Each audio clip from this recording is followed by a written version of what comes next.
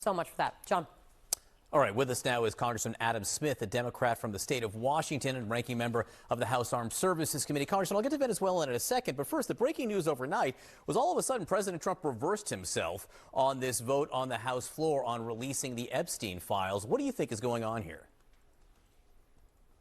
Well, I mean, Trump started this whole thing when he and his MAGA movement really led the effort to politicize the Epstein files. If you remember back during the campaign, there was supposed to be all of this information about a secret cabal of Democrats who were involved, all completely made up, which became obvious when Pam Bondi became Attorney General and didn't turn anything over.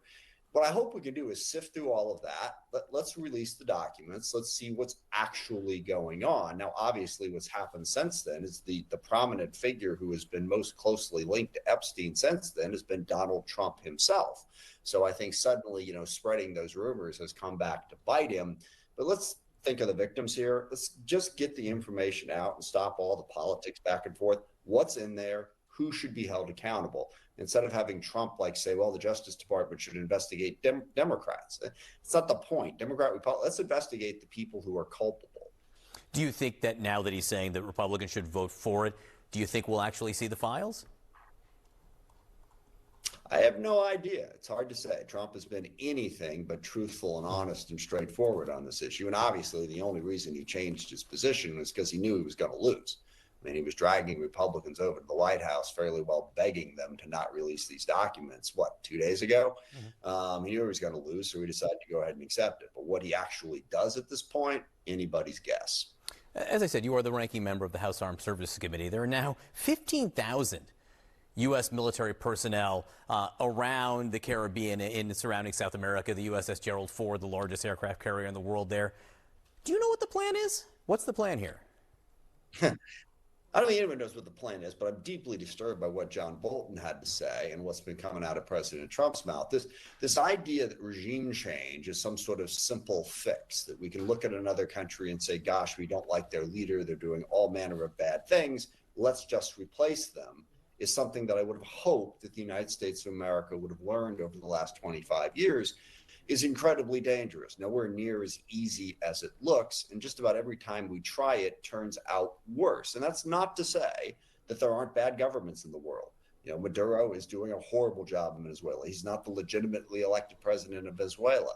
But the idea that the U.S. can somehow come in from 3,000 miles away and just magically fix that problem is something that we should bury as a cornerstone of our foreign policy. And now Trump, who, by the way, again, ran on saying he wasn't going to drag us into these types of conflicts, is dragging us into this type of conflict. And Bolton is right.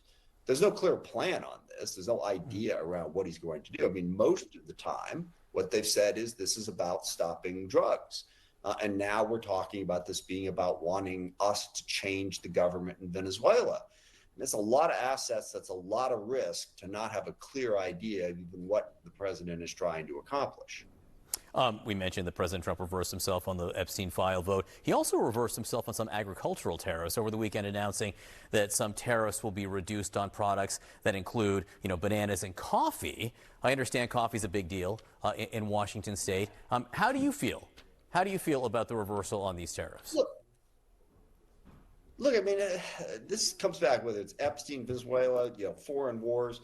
Trump campaigned, it seemed to this point, basically lying to the American people. Because you remember, one of the cornerstones of his campaign was inflation's too high. I'm going to get it day one, day two, whatever. He was going to come in, he was going to magically fix it. Inflation was going to go away. Everything was going to come down in cost. And then he comes in, he puts tariffs on everything.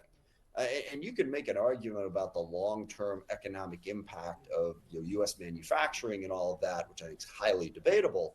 But no one will debate the fact that if you put a tax on imports, that's going to increase costs, which is, of course, exactly what happened.